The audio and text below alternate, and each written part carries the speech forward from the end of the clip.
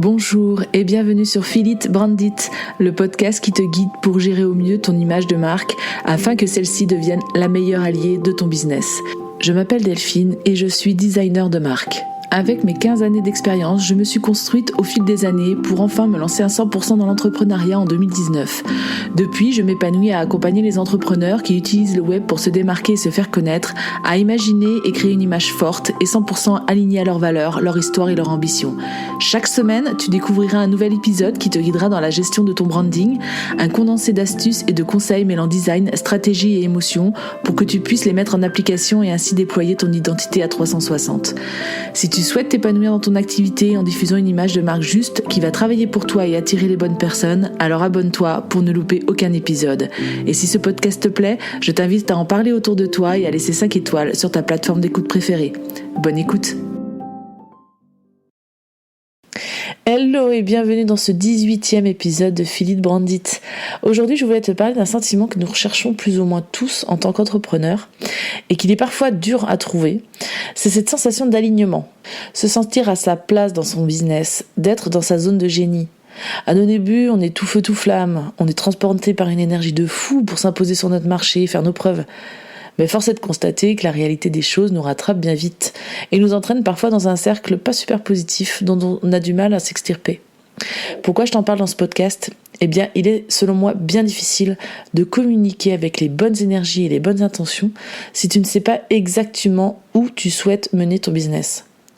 En me basant sur ma propre expérience et aussi sur celle de mes clients, je te délivre donc à travers ces prochaines minutes mes 3 conseils pour garder le cap, t'épanouir dans ton activité et faire rayonner ta communication. Alors tout d'abord, que veut dire être aligné avec son business ? Vouloir communiquer sur son activité sans vraiment savoir comment le faire est un problème que je rencontre assez fréquemment chez mes clients. Quand on débute, on a déjà énormément à faire. On n'a pas non plus forcément les compétences pour communiquer avec justesse, mais surtout, on manque d'assurance. On a peur et on ne sait pas vraiment par où commencer. Du coup, on essaye. On tâtonne et on avance dans le flou. Ce flou qui peut durer des semaines, des mois, voire des années. Personnellement, ça a été mon cas. Je mettais des choses en place sans vraiment savoir comment, pourquoi, pour qui je le faisais. Je ne m'en rendais pas compte à l'époque, mais inévitablement, cela avait des répercussions dans ma communication et l'image que je pouvais renvoyer. Mes clients n'étaient pas forcément ceux que je ciblais, je ne travaillais pas sur des projets qui me passionnaient, et du coup, je ne cultivais pas mon envie de continuer à créer. Pour sortir de ce cercle négatif, j'ai dû atteindre une certaine frustration. Celle qui te fait poser la question « mais à quoi bon ?» Ça a été comme un électrochoc. C'est vraiment à ce moment-là que j'ai commencé à me poser les bonnes questions. Là où je me suis également formée et aussi là où j'ai commencé à faire des choix bien précis. Parce que l'erreur que j'ai faite est bien celle de vouloir plaire à un maximum de gens. Je ne voulais surtout pas me restreindre de peur de ne pas avoir de clients. À nos débuts, c'est clairement notre priorité à tous, et c'est normal de réagir comme ça. Mais en faisant ainsi, je me suis totalement perdue. Je n'étais pas en phase avec mes envies, avec mes objectifs. Je ne communiquais pas avec les bonnes intentions. Pour perdurer en tant qu'entrepreneur, il faut plus qu'effectuer une tâche, une mission ou un travail. Il faut y injecter une notion de bonheur, un vrai kiff que tu réitères chaque jour. Te sentir porté parce que tu apportes à l'autre. Être aligné, c'est simplement être en harmonie avec tes valeurs, ta personnalité et le sens profond que tu donnes à ta vie et à tes actions. C'est prendre conscience pour agir dans le bon sens par la suite.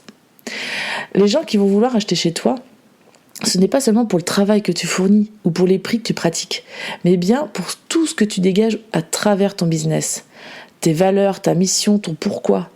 Autant d'éléments qu'on met facilement de côté quand on débute et pourtant qui pèsent lourd dans la balance de décision client. Quand on se lance à son compte, on ne fait pas de soi une priorité. Et encore une fois, j'ai appris à mes dépens que c'est indissociable pour s'épanouir sur tous les pans de ta vie et réussir. Tu peux tout à fait te laisser porter parce que tu sais faire et vivre sur tes acquis, mais ce qui va réellement faire une différence et te libérer au sens large du terme, c'est de donner du sens à ton action entrepreneuriale. Et ce sens, tu vas le trouver en travaillant cet alignement. En trouvant ce juste équilibre, tu vas naturellement attirer à toi les personnes qui partagent les mêmes envies, les mêmes valeurs et qui se comportent comme toi, qui te comprennent simplement. Une connexion forte va instantanément naître entre vous. Votre langage sera sensiblement le même aussi. Ainsi, au niveau de la communication, tu vas savoir exactement comment t'adresser à eux. Tu vas facilement te mettre à leur place, tu vas les comprendre et pouvoir les accompagner comme il faut et sans te forcer. Poussé par cette nouvelle énergie, tu vas aussi te motiver jour après jour pour réussir à faire rayonner cet équilibre dans ta communication comme une sorte de halo positif et attractif. Maintenant que tu as compris ce que voulait dire être aligné avec son business, voici les 3 conseils que je te donne pour trouver cet alignement. Déjà, dans un premier temps, il va falloir déceler quand ça ne va plus. Pour que tu puisses travailler cet alignement, il va déjà dans un premier temps savoir déceler ce décalage, savoir s'écouter, comprendre quand les choses ne vont plus avec tes envies profondes. Pourquoi ça ne marche pas ? Pourquoi j'ai perdu l'envie de créer ? Pourquoi je procrastine ? Pourquoi je n'aime plus faire ce que j'aimais il n'y a pas si longtemps ? En étant à son compte, notre business se module avec notre propre évolution. Si la notion de plaisir disparaît petit à petit de ton quotidien, alors c'est un signe qui doit t'alarmer pour te recentrer sur ça. Tu n'as pas créé ton business pour le plaisir de le faire, je suppose, mais bien parce qu'à un moment donné, tu as voulu donner un autre souffle à ta vie pro et perso, que tu étais persuadé de pouvoir apporter une vraie plus-value à tes clients, ou que tu croyais fort à une mission particulière. Alors quand des questions tournent en boucle, pose-toi et remets par écrit ce qui t'anime vraiment. Mais pour éviter de t'éparpiller, voici mon 2e conseil. Si tu galères à trier tes idées, tu peux utiliser l'ikigai. Ça consiste à donner un sens à ta vie en trouvant un équilibre entre ce que tu aimes faire, ce dont tu as besoin et ce qui est utile au monde à tes yeux. Pour trouver ton alignement, la réponse se trouvera au cœur de l'ikigai, qui repose sur 4 piliers. Tu peux lister tout ce que tu aimes faire, ce qui te donne de la satisfaction. Dans une autre colonne, tu peux lister tout ce pour quoi tu es doué, les talents, les compétences. Dans une autre colonne, ce dont le monde a besoin, les causes que tu aimes défendre et qui t'interpellent. Et dans une 4e colonne, ce pour quoi tu es payé. En listant et en rassemblant ces idées, tu devrais trouver ce qui t'anime vraiment. Pour trouver cet alignement, j'ai un dernier conseil à te donner. Et ce sera certainement pas le plus simple, mais je pense qu'il est absolument nécessaire de passer par cette étape pour que tu trouves enfin cet équilibre. Quand on commence à tourner en boucle sur un sujet, une envie ou une émotion, c'est qu'il y a un élément qui coince. Pour débloquer la situation, pas 10 000 solutions. Il faut oser et renoncer. Oui, ça fait peur, je suis passée par là, mais c'est en passant le cap qu'on teste et qu'on voit ce qui fonctionne ou pas. J'en ai fait l'expérience d'ailleurs cette année. Si tu me suis à travers ma newsletter, j'en ai parlé. On a lancé une offre avec une illustratrice qui, sur le papier et qui, avec l'ensemble des posts Instagram qu'on avait lancés, promettait d'être un succès, entre guillemets, et qui au final n'a abouti à aucune vente. Mais on a osé, on a essayé, et on va réajuster. Et je ne considère pas ça comme une erreur ou un échec, mais je considère ça plutôt comme un brouillon, quelque chose qui nous a fait avancer dans notre réflexion. Donc si tu restes bloqué dans une situation, tu vas te complaire dans cet entre-deux pas confortable et tu vas y aller jusqu'à saturation. Comme je te le disais, dans mon propre exemple, de mon côté, j'ai voulu aussi plaire à un maximum de personnes. Sauf que j'ai vite constaté que pour trier naturellement mes clients, il fallait aussi que je renonce à d'autres.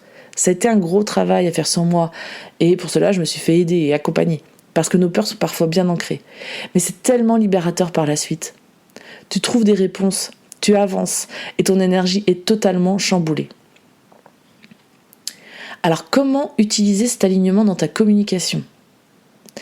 Des choix, tu vas devoir en faire tout au long de ton parcours. C'est ce qui va te permettre de grandir et d'avancer concrètement, notamment dans la mise en forme de ta communication.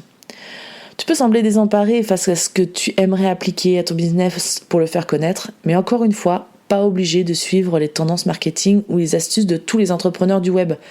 Réfère-toi au travail introspectif que tu as fait, à toutes les listes que tu as établies. Écoute aussi cette petite voix intérieure qui te guide et qui t'aide à avancer étape par étape. On a tendance à vouloir lancer une newsletter ou écrire un post par jour sur les réseaux, enregistrer un podcast ou encore lancer un site web parce qu'un tel ou un tel nous l'a fortement suggéré. Mais pose-toi la question, est-ce que cela fait sens avec ma mission de vie ? Ou encore, est-ce que j'en ai vraiment besoin pour toucher telle ou telle clientèle ? Est-ce que j'ai envie de le faire aussi simplement ? Respecte-toi au maximum. Sois en accord avec tes valeurs et ta personnalité. Si tu es quelqu'un de timide, ne te lance pas dans la création de vidéos par exemple. Ou si tu es au contraire, tu es quelqu'un de dynamique avec une belle énergie qui séduit, le podcast ne sera pas forcément le meilleur média. Tu saisis l'idée. Inclus au maximum la notion de plaisir aussi dans ta communication et dans ta façon de vendre les offres. On enchaîne énormément de tâches dans notre quotidien de chef d'entreprise. Donc si cette notion n'est plus ou pas présente, la tâche va vite devenir fastidieuse et inintéressante à tes yeux et aussi aux yeux de ton audience. Une énergie, ça se transmet bien plus qu'il n'y paraît. Si tu n'es pas en phase avec ce que tu es en train de faire, les gens le percevront et n'adhéreront pas. Comme tout va très vite, je te conseille de faire ce point régulièrement pour rééquilibrer tes actions. Idem pour tes offres. Quand tu mets en place de nouvelles offres, le process est le même. Si tu veux arriver à vendre et à parler de ce que tu proposes naturellement, il faut que tu y crois. Pour convaincre avec authenticité, choisis de te concentrer sur le véritable besoin de ton audience. Là encore, l'alignement avec ce que tu fais et avec ce que tu es va aider à rayonner et à être crédible aux yeux de tes prospects. Être entrepreneur, c'est aussi apprendre à se connaître soi-même pour accéder à un idéal qu'on recherche tous, une sorte d'équilibre bienfaiteur entre le pro et le perso. Le chemin peut être long, certes, mais en prenant conscience de ce que tu souhaites réellement, tu pourras ainsi t'épanouir au quotidien. En étant aligné avec ton business, tu vas aussi pouvoir identifier tes forces, déceler ta zone de génie, et c'est aussi ce qui va te permettre de te démarquer. C'est un atout considérable pour ton activité et pour tes clients. Et voici ce qui signe la fin de cet épisode. Je te remercie de l'avoir écouté jusqu'au bout. Tu trouveras toutes les notes du podcast sur mon site www.philencom.com/podcast. Tu trouveras le lien ci-dessous. Et bien sûr, si l'épisode t'a plu, n'hésite pas à me laisser un commentaire. Je me ferai bien sûr un plaisir de te répondre. Je t'invite également à me laisser une note sur ta plateforme d'écoute préférée pour m'aider à faire connaître le podcast. Tu peux également en parler autour de toi en story sur Instagram notamment en me taguant @fil_n_com. Merci pour ton soutien et je te donne rendez-vous mercredi prochain pour un nouvel épisode.